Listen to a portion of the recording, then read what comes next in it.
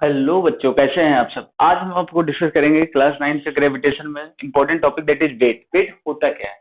देखो, gravitation already बता दिया हूँ। अब ग्रेविटी मतलब क्या होता है? अगर दो बॉडी की फोर्स लग रहा हो, ग्रेविटेशनल फोर्स, उसमें से एक बॉडी अर्थ हो तो उसे ग्रेविटी या फोर्स ऑफ ग्रेविटी कहते हैं। लेकिन अब हम अर्थ से ही रिलेटेड बात करेंगे, वेट की बात।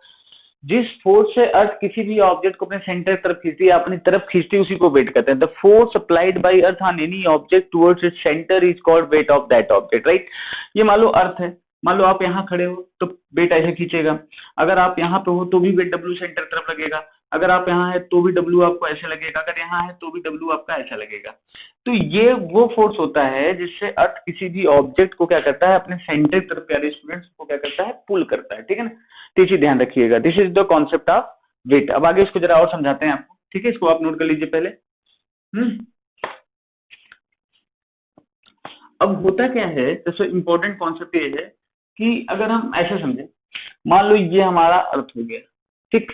इसका सेंटर पॉइंट मान लो ओ हो गया, और कोई ऑब्जेक्ट यहाँ रखा हुआ है, ये ऑब्जेक्ट है, इसका मास क्या है, M.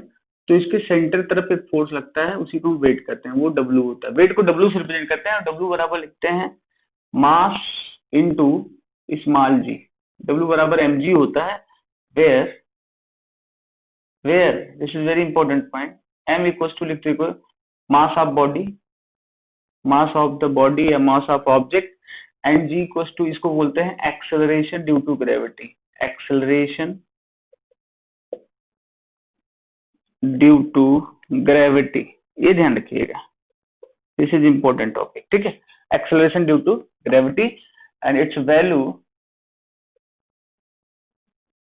Is ji equals to 10 metre पर सेकंड स्क्वायर।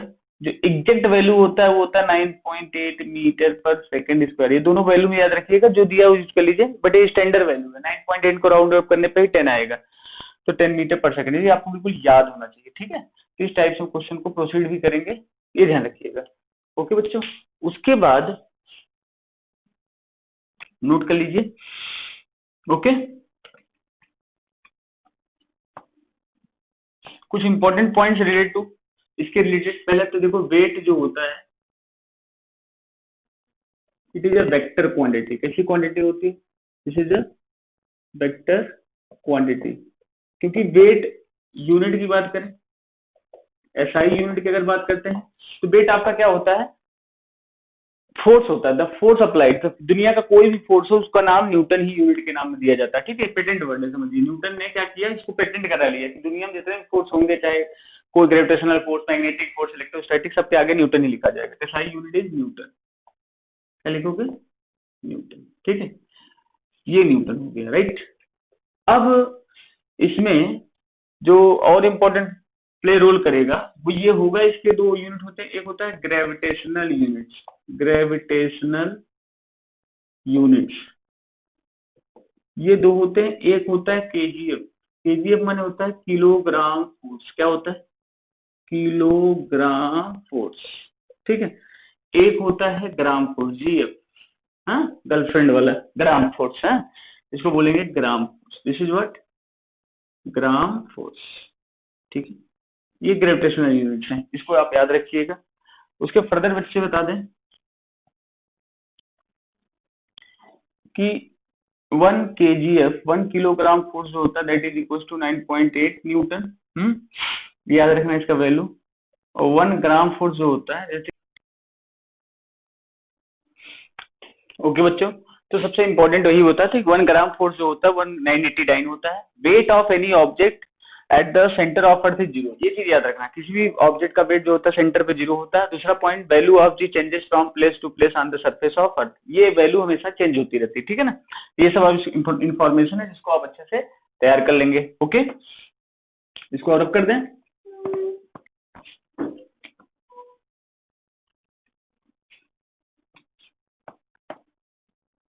एक चीज और याद रखिएगा, वैल्यू जो होती है घटती बढ़ती रहती है। एक्चुअली अर्थ जो है पूरी तरह स्फेरिकल नहीं है, थोड़ा सा क्या है, ऐसे ओवल शेप की है, ऐसे। तो ये जो होता है, ये वाली लाइन, ये पोल होता है, ये पोल ऑफ अर्थ होता है। इधर वाली लाइन को हम कहते हैं इक्वेटर। देखो, ये पोल हो गया, ये कौन सा है, इक्वेटर होती है। इक्वेटर, जैसे अर्थ के बीचों बीच एक लाइन ड्रॉ की जाती है, इसे इक्वेटर कहते हैं, ठीक है ना। तो होता क्या है, वैल्यू पोल पे जी की वैल्यू ज्यादा होती है, जी पोल ऑलवेज ग्रेटर देन जी इक्वेटर, ये चीज याद रखिएगा। जी पोल पे जो वैल्यू होती है इक्वेटर से ज्यादा होती है। उसके कंपेयर में क्या होता है, माना जाता है कि जो रेडियस होता है, रेडियस ऑफ अर्थ यहाँ पे 21 किलोमीटर कम होती है, radius of earth is 21 kilometre lesser than, किसके, लेसर देन इक्वेटर, इक्वेटर से 21 किलोमीटर कम होता है, इसलिए जी की वैल्यू ज्यादा होती है, पोल पे ज्यादा होती है, ध्यान रखना, ठीक है। अगर तू एक काम कर, गोल्ड खरीद इक्वेटर पे ले जाके पोल पे बेच दे तो उसका महंगा दाम मिलेगा, क्यों, डब्ल्यू बराबर एम जी होता है, यहाँ जी कम होता है, यहाँ पे जो भी वेट लोगे उसका कम पैसा में कर दोगे, वहां जाके जब खरीदोगे क्या होगा, ज्यादा कीमत हो जाएगी, दाम बढ़ जाएगा, वजन बढ़ जाएगा, ठीक है ना। तो ये कॉन्सेप्ट है, इसको याद रखिएगा, ओके, इसको नोट कर लीजिए।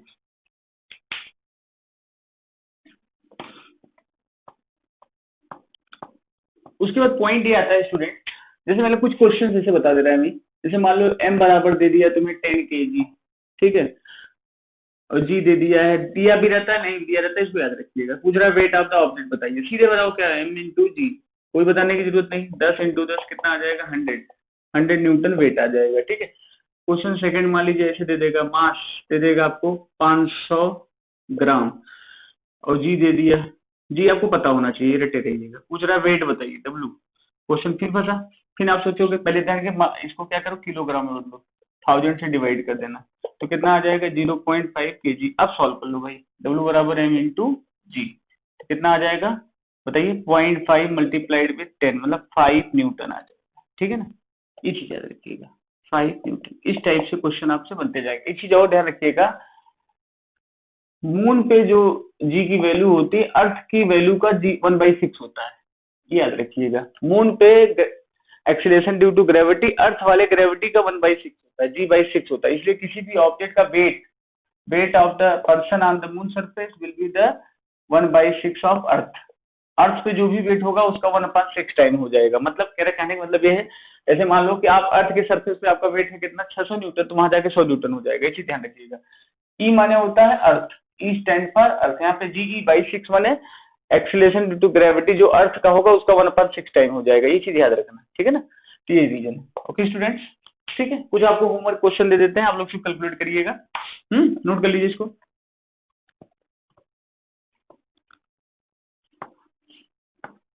होमवर्क के लिए फटाफट होमवर्क, ठीक है।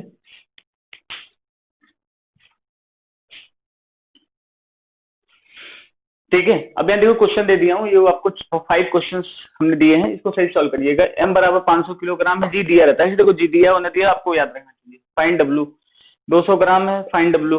If weight of moon, if weight on the moon is 200 newton, then the weight on the earth is, weight on the moon, weight on the moon, ठीक है, of a body, of a body is 200 newton, then the weight on the moon earth, then the weight on the earth, उस body का wait अर्थ पे क्या होगा। If M बराबर इतना KG, W बताओ 700 ग्राम, ये बताओ।